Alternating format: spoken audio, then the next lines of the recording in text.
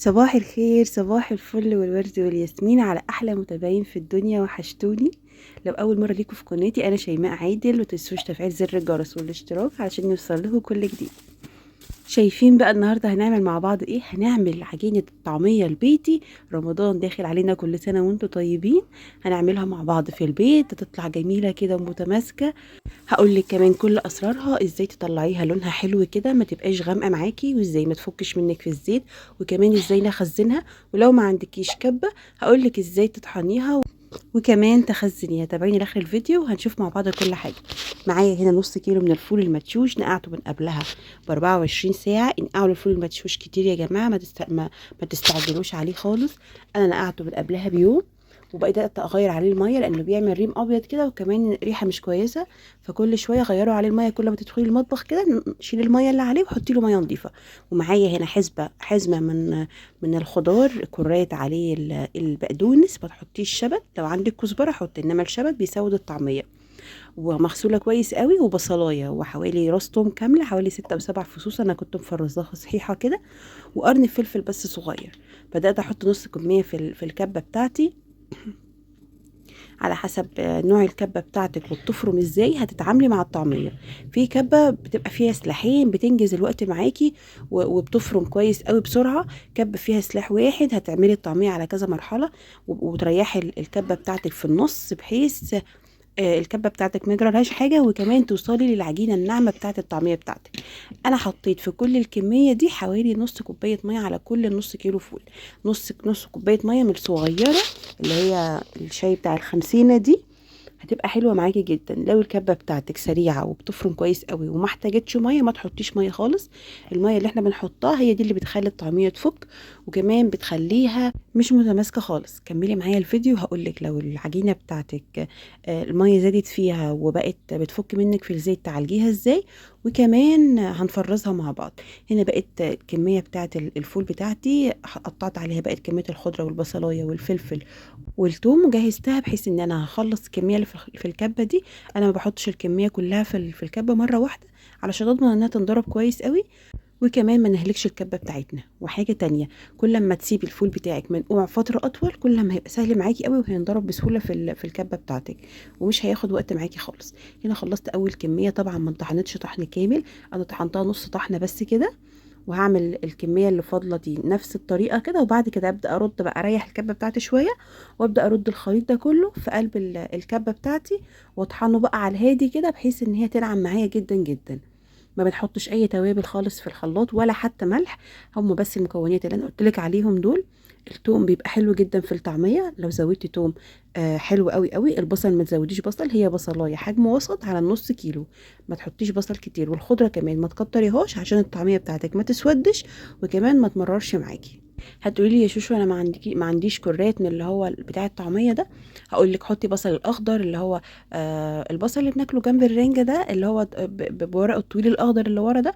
هاتيه بالورق الاخضر بتاعه ده، حطي بصلايه واحده بس، ما تزوديش. او ممكن تجيبي كذا بصلايه وتاخدي الورق بتاعهم بس، ما تحطيش الراس بتاع البصله. وممكن تحطي جرجير، كزبره او بقدونس، بلاش شبت خالص. وافضلهم طبعا بيبقى الكرات مش موجود، حطي الخضار اللي انا قلت لك عليه ده، هتبقى حلوه جدا جدا وريحتها حلوه قوي برضو. بس اهم حاجه ما تزوديش الخضار. بدأت هنا أخلص الكمية ديت. ده النص التاني من الخضار. نزلت عليه شوية من اللي أنا طحنته كده، بقوا من الاتنين الجزئين مطحونين زي بعض. هبدأ أنعم فيهم بقى. حطيت برضو ربع كوباية من المية. عايزة أقولك إن المية دي بعد ما خلصت صفيتها كلها في مصفى، بحيث إن أنا أضمن إن مفيش أي مية معاكي خالص في قلب الطعمية بتاعتك. حاولي تعملي الخطوة دي. آه عاوزة أقول لكم إن أنا جربت الطعمية اللي هي في الخلاط، اللي هي الترند الجديد دي. لا يا جماعة، ما بتتنعمش خالص، وما بتبقاش حلوة زي الكبة. جربتها والله علشان خاطر كنت هنزلها وصفة، وما نفعتش خالص خالص. وكان حرام ان انا اطلع واعمل اعمل بيها ترند وطعمية الخلاط، وشوفوا نعمت معايا ازاي. حرام الحاجة غالية تبوظ منكم.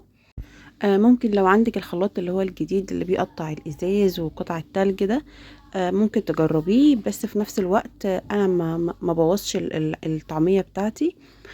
لو عندك بقى عجينة طعمية زي ما احنا داخلين على رمضان كده، وعاوزة وما عندكيش الكبة، وعاوزة تخزني طعمية وما تشتريش طعمية من بره طول الشهر الكريم، هقولك تعملي ايه. اعملي الخلطة بتاعت الطعمية دي اللي هي الفول والخضرة والبصلة والثوم والفلفل. جهزي حاجتك كلها، وعلى اقرب محل بتاع طعمية، المحلات اللي بتقلي طعمية وفول وكده، المطاعم، خليه يفرمها لك في الحجر الكهرباء اللي عنده. هو عنده المكنه بتاعه العجينه. اديله الكميه اللي انت عايزاها، اعملي كميه كبيره 2 كيلو مثلا، وهو ما بياخدش فلوس، بياخد فلوس قليله جدا يعني. وهيفرمها لك ويتنعمها لك، ومش هتغرمي اي حاجه يعني. وخديها خزنيها كيسيها وحطيها في الفريزر وتستخدميها وقت ما انت عايزه، بدل ما تعمليها في الخلاط تحطي عليها ميه وهتبوظ منك ومش هتبقى حلوه خالص. هنا بقى الخلطه اللي انا هقلي بيها الطعميه. معايا معلقتين كبار من الكزبره الناشفه، وممكن كزبره برضو حب مش مطحونه، وعليها 3 معالق من السمسم. ويا سلام بقى لو حمصت الكزبره والسمسم دول قبل ما تقلي بيهم الطعميه، بيبقى ريحتهم حلوه قوي قوي. خلصت هنا الكميه بتاعتي كلها. هفضيها بقى. بصوا ما شاء الله، الله اكبر، نعمت معايا جدا جدا. في خطوة عدت في النص وانا بصفيها على مصفى ضيقة عندك كده خالص. نزلي عليها كمية الطعمية. لو حطيتي نص كوباية المية زي ما احتاجتيش المية وانتي بتضربيها، خلاص ما تصفيهاش، هي حلوه جدا جدا معايا. بص هنا بعد ما نزلت مسكت المضرب وحاولت اضرب فيها مرتين كده. الخطوه دي بتخليها يبقى فيها هشاشه من النص كده، لما تيجي تقليها تبقى من النص هشه ومش مكتومه، وناعمه معاكي كده وخفيفه كمان، وما تشربش زيت كتير. خلصتها كلها بقى، رديتها تاني في الخلاط وطلعتها. بصوا ما شاء الله، الخضره بتاعتها مش كتير، تفضل لونها فاتح كده. الخضره لما بتبقى بتاعتها كتير بتبقى غامقه، وبتنزل ميه طبعا كمان كتير فيها. فكل ما الخضار بتاعها بقى قليل، كل ما اما الميه بتاعتها بقت قليله. هنا الكميه كلها خلصت معايا. هكيس بقى الطعميه في اكياس كده، اكياس تلاجة، حطيها في الفريزر بتاعك وطلعي بس على الاستخدام علشان ما تسودش منك. لما بتفضل بره بتسود، ولما بتتحط في التلاجة برضو بتسود. فهكيسها، اخدت بقى حوالي طبق بره كده. معايا السمسم ومعايا كوبايه من الميه علشان اقلي بيها. بصوا ما شاء الله، اللهم بارك، متماسكه ازاي، ما فيهاش ميه خالص، وجميله جدا. حتى في الزيت هقليها دلوقتي متماسكه جدا. هنا بقى حطيت نقطه من الملح، شويه من الملح صغيرين خالص، ورشه بسيطه من البيكربونات. البيكربونات ما بتحطش على العجينه اللي هتتخزن، بيتحط وقت القليه بس يعني. حطيتها عليه وتقلي على طول. وما تنسيش كمان تحط معلقه كمون على معلقه الكزبره ومعلقه الملح. ما صورتلكوش الخطوه دي، بنحطها على الطعميه دي، توابل الطعميه بقى. بصوا ما شاء الله، الله اكبر، ما فكتش خالص العجينه بتاعتك. تشكليها زي ما انت حابه، هتطلع حلوه جدا جدا. السمسم بيديها طعم حلو جدا. جربيها بس بالطريقه دي، وامشي على الخطوات كلها مظبوط، وهتطلع معاكي ناجحه وحلوه جدا جدا. وما تستعجليش عليها في الكبه خالص، سيبيها تاخد وقتها لحد ما تنعم معاكي قوي قوي. مش عايزه اقول لكم بقى ريحتها هنا وهي بتتقلي حلوه قوي قوي قوي. الطعميه البيتي موفره وافضل من بره بمراحل يا جماعه. اعملوها في البيت طول شهر رمضان. كل سنه وانتم طيبين في السحور. بصوا هنا ما شاء الله، قالتها كل اللي كان واقع في الزيت ده كان السمسم، ما كانتش فكه خالص. بصوا من جوه لونها خطيره، حلوه قوي قوي. انا ما استنيتش، كنت قاعده باكل فيها. بصوا بقى بقت كميه العجينه، بدات اكيسها في اكياس كده في الفريزر. طبعا انت ممكن تعملي كميه اكبر وتخزنيها كلها بقى على حسب عدد افراد اسرتك، على حسب هتحطي كميه قد ايه في الكيس، ده يرجع ليكي انت.